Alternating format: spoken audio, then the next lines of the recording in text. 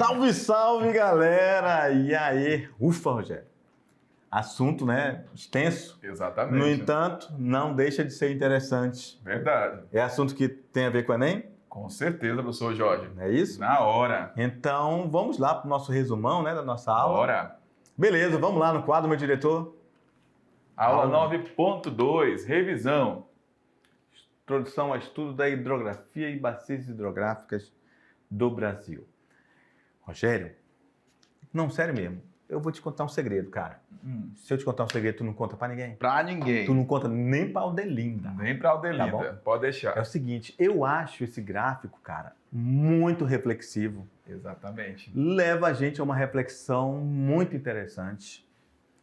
Isso nos leva a ver a importância da preservação da água. Exato. Tu sabia? Eu vou te contar um segredo meu mesmo, agora é de verdade. Eu não quero que ninguém saiba, não.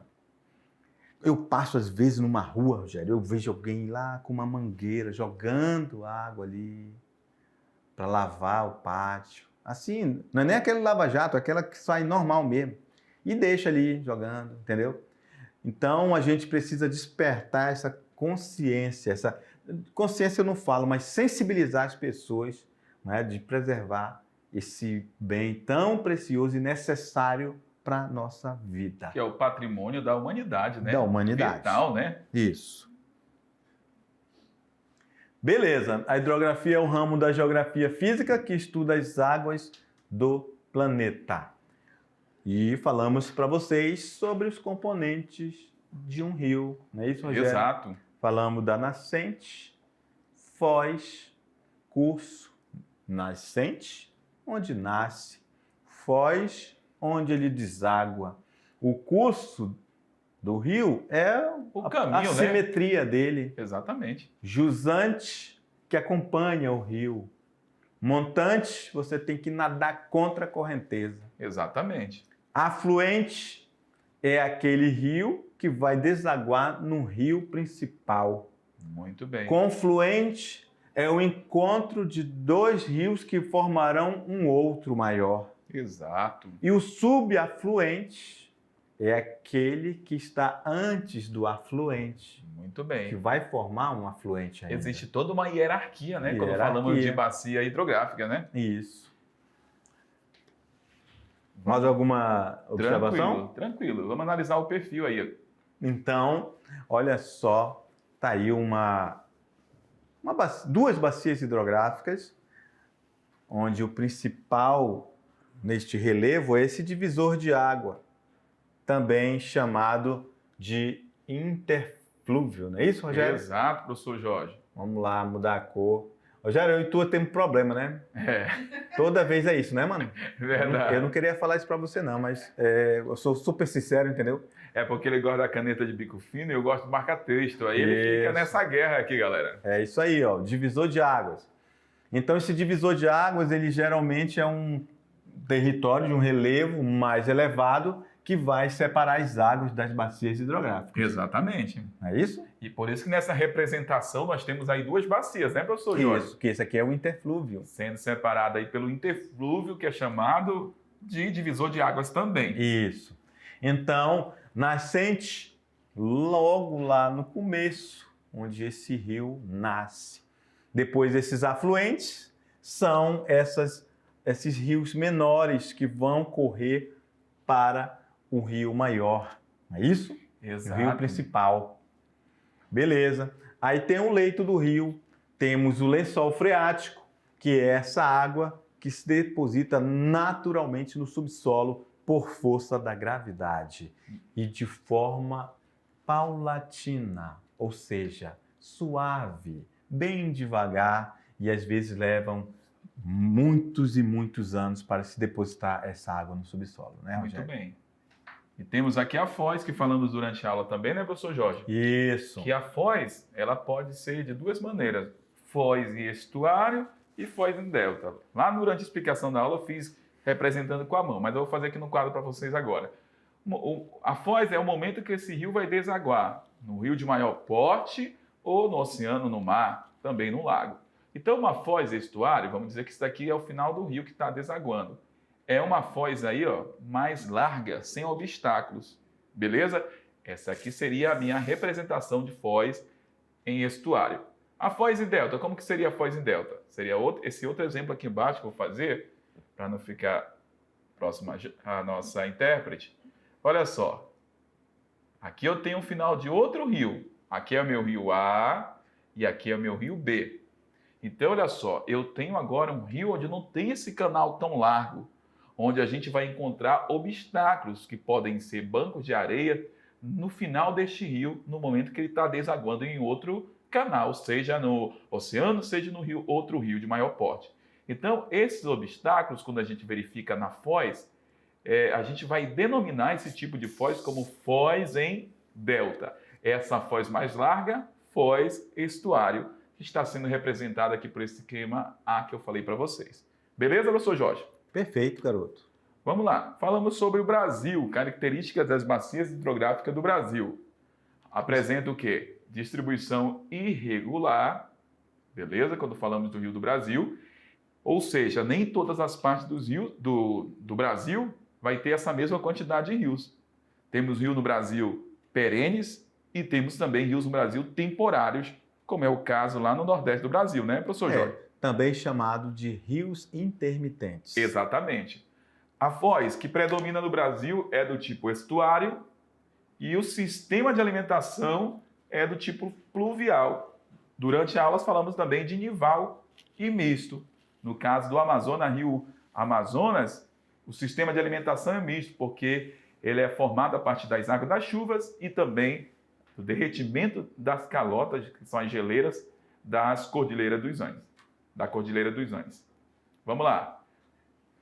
Falamos da bacia do Rio Amazonas, que é a maior bacia hidrográfica do mundo, a do Tocantins-Araguaia, que corre ali principalmente do centro-oeste do Brasil, rumo ao norte.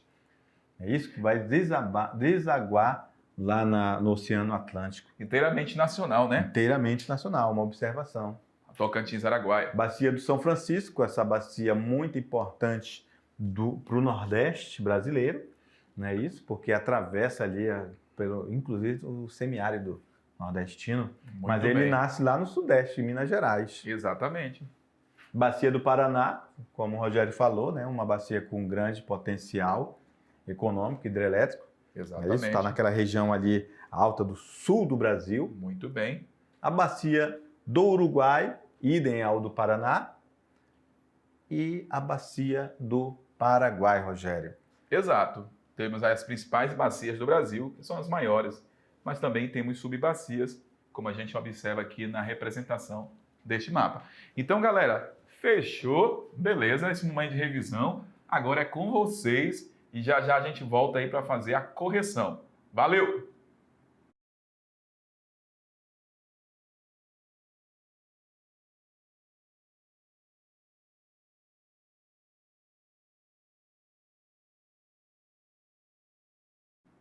Falei que era já já e foi rápido demais. Voltamos, né, professor Jorge, para fazer a correção. É isso aí. E aí, o que tu acha? Acertaram tudo? Tranquilo. Tranquilo? Tranquilo. Suave na nave? Suave na nave. E agora navegaram também nas hidrografias do Brasil. É isso aí. Então, de olho na tela, vamos lá. A atividade de sala, momento da nossa resolução. Questão 1.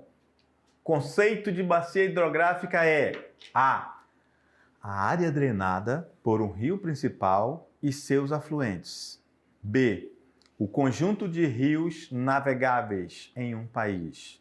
C. O conjunto de rios utilizados para o abastecimento de água em um país. D. O conjunto formado por um rio de declive e seus afluentes. E letra E.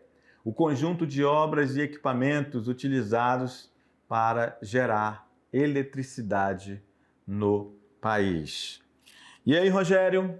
Tranquilo, né, professor Jorge? Tranquilo. Olha só, bacia hidrográfica, conjunto de obras. Nós não falamos disso. Beleza?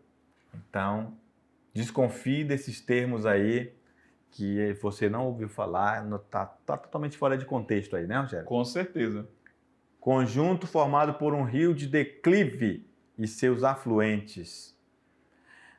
Não, porque todo rio tem declive, mas não é necessariamente desta forma e formado por um rio de declive. Porque um rio, por exemplo, de planície, ele não tem tanto declive, não é isso, Rogério? Um E rio de também a planície. bacia formada com hidrográfica, ela vai ser formada com rio de declives e também rio sem declive, né? Isso. O conjunto de rios, então não é essa. Não. O conjunto de rios utilizado para o abastecimento de água. Abastecimento de águas em um país. Não, pode ser de uma região. É isso? Então, nós não falamos de um país. Não vai ser bacia hidrográfica se falar de todo o país. Não. A bacia amazônica está só na região norte, não é isso? Aí nós temos várias bacias, né, em um Isso. país, né, professor Então, não Jorge? pode ser essa. Um país pode ter várias bacias, como é o caso do Brasil. Conjunto de rios navegáveis. Tem rios que não se navega, mas não quer dizer que ele não faça parte de uma bacia hidrográfica. Muito bem. Não é isso? Então não pode ser a B. Que são formadas bacias tanto por rio de Planalto quanto rio de Planícies. Isso. Olha aí, Rogério. Então só sobrou ela, a letra A. É uma área drenada por um rio principal e seus afluentes. Muito bem. Suave na nave? Suave na nave. Mamão com açúcar? Mamão com açúcar. Beleza. Então, se tratando de rio Amazonas, pode dizer que também é suave na neve, né? Exatamente. Porque ele lá é água nival, né? É o sistema de alimentação misto, Nival, né? isso. Pluvial e nival. Isso, porque vem lá da Cordilheira dos Andes, Exatamente. as neves eternas. Muito bem. Questão 2. Sobre as principais características da hidrografia brasileira, é correto afirmar: A. Nela predomina rio de regime pluvial, profundos e extensos, com drenagem do tipo exorreica. B. Essa é composta por rios com nascentes na região do Planalto Central, regime fluvial do tipo pluvial e drenagem endorreica. C. Ela apresenta rios que correm em áreas de planalto, com regime fluvial misto e nival e drenagem do tipo arreica. D. Ela é formada por rios do tipo perene, com foz em forma de delta, regime pluvial misto e drenagem arreica. E aí, ela é formada por rios de tipos intermitentes, todos com foz em delta. Todos com foz em delta? Falamos não, né? Maior parte da foz do Brasil é foz estuário. E Então, o rio é perene, né? exatamente, já cancela essa alternativa E. Vamos analisar outra, né, professor? A B é composta por rios com nascente na região do Planalto Central, regime fluvial do tipo pluvial e drenagem endorreica. Eu falei para vocês que a maior parte da drenagem do Brasil não é endorreica, e sim exorreica, porque o rio está desaguando no oceano. Beleza? Então a gente vai marcar a alternativa correta, que é a A. Predomina rio de regime pluvial, profundos e extenso, com drenagem do tipo exorreica. Tranquila essa questão, professor. Questão 3. O território brasileiro possui uma grande rede hidrográfica, com extensos rios, lagos e reservas subterrâneas. Marque a alternativa que indica a maior região hidrográfica exclusivamente brasileira. Eita, questão boa, né? Boa. Boa para confirmar quem estava prestando atenção na aula, né, professor Jorge? É isso aí. Porque é um assunto da nossa aula de hoje, galera. A. Região hidrográfica amazônica. B. Região hidrográfica do Rio Paraná. C. Região hidrográfica do Rio Uruguai. D. Região hidrográfica do Rio Paraguai. Ou, letra E, região hidrográfica dos rios Tocantins e Araguaia. E aí, professor, por que a A não pode ser? Rogério, olha só, A Amazônia é muito grande, né? Exato. E nós falamos que, além de ter o bioma ser internacional, a bacia hidrográfica também é. Exatamente. Então, há sem chance, né, professor? É. Uruguai também, Paraguai não. Então, a única alternativa correta, que está lá no meião do Brasil, Isso, e a gente falou em sala de aula, né? exato, é a alternativa E, região hidrográfica do rio Tocantins-Araguaia. Questão 4. Observe o gráfico a seguir.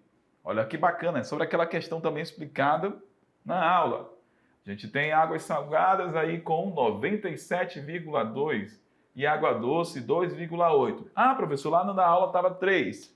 Sem problema. Sem problema, que a gente vai ter gráficos com 2,8, alguns 2,9 e alguns com 3. Então, está bem próxima essa questão da distribuição, né, professor Jorge? Aham. Quando falamos da distribuição desses aproximadamente 3%, a gente tem aí ó, a distribuição da seguinte forma: em umidade do ar e dos solos, com 4%, rios e lagos, a gente vai ter aí o que, professor Jorge? Apenas 7%. Depósitos subterrâneos, a gente tem aí 18%. E calotas polares e geleiras de montanhas, a gente vai encontrar a maior parte da água doce, que é 71%. Beleza? Analisamos o gráfico e agora vamos para o comando. Com base nas informações dos gráficos e em seus conhecimentos sobre a distribuição e utilização da água no mundo, assinale o que for correto. A. Apesar do quantitativo reduzido de água potável no mundo, sua distribuição é quase igualitária em todo o globo. Caso contrário, não haveria vida. Olha essa questão aí, ó. B. O Brasil é um país privilegiado por ter a maior reserva de água do mundo, bem distribuída em seu território. Vamos lá. C. A quantidade de água disponível no mundo não será um problema, haja vista que se trata de um recurso natural renovável. D. A água vem provocando algumas guerras e deve continuar sendo um importante elemento geopolítico no século XXI. E aí? A difusão e a propagação em larga escala das técnicas de dessalinização da água do mar vem se configurando como importantes alternativas para combater a escassez deste recurso no planeta. Então, uma questão tranquila, professor. É? Tranquila demais. Vamos marcar? Olha aí. Então, a água vem provocando algumas guerras e deve continuar sendo um importante elemento geopolítico do século XXI, principalmente das regiões mais áridas, né? Dentro ali do Oriente Médio, da Ásia, né? África. Muito bem. Questão do Enem, vamos lá. Segundo uma organização mundial de estudos ambientais em 2025, 2 de cada 3 pessoas viverão situações de carência de água, caso não haja mudanças no padrão atual de consumo desta água. Uma alternativa adequada e viável para prevenir a escassez, considerando-se a disponibilidade global, seria desenvolver processos de reutilização da água. B. Explorar leitos de água subterrânea. C. Ampliar a oferta de água, captando-a em outros rios. D. Captar águas pluviais. Ou letra E. Importar água doce de outros estados. Olha só, Rogério. Interessante essa questão, né? É. Vamos importar água doce de outro estado, professor. O que você acha? Rapaz, imagina ver vai ser mais caro do que resolver o problema no local, né? É. Então, sempre pensar em reutilizar. Exatamente. Não é isso, Rogério? Muito bem. Vamos para a próxima? Bora! As bacias hidrográficas do Brasil, em razão da sua extensão, abarcam ainda países vizinhos ao território brasileiro. São exemplos de bacias localizadas no Brasil e em parte dos países vizinhos. A. Amazônica e São Francisco. B. Bacia do Uruguai e Nordestina. C, do São Francisco e Platina? D, Amazônica e Platina? Ou letra E, do Tocantins e a Paraguaia? Olha aí, Rogério, só pelo próprio nome diz, falamos já a primeira, foi a Amazônica, né? Exatamente. Só países vizinhos e, sem mais delongas, Platina do Rio do Prata. Beleza? Exatamente, professor Jorge. Rogério, e aí, foi suave na nave? Suave na nave. Tranquilo. Então, a gente se encontra na próxima aula. Forte abraço e até lá. Tchau. Valeu!